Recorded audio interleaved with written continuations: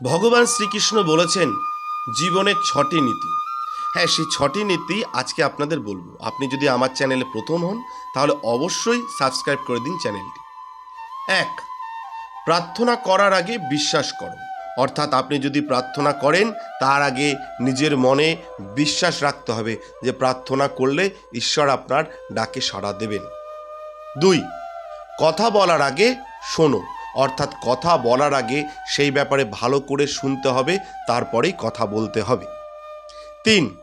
খরচ করার আগে উপার্জন করো। অর্থাৎ টাকা খরচ করার আগে উপার্জন করতে শেখো, তারপরেই খরচ করো। 4. কিছু বলার আগে চিন্তা করো। কিছু বলার আগে কিন্তু চিন্তা করতে হবে, তারপর বলতে হবে। 5. হাল ছাড়ার আগে চেষ্টা করো। হ্যাঁ, ঠিক, কোনো ব্যাপারে হাল ছাড়ার আগে চেষ্টা করতে হবে। 6. মরার আগে বাঁচতে শেখো।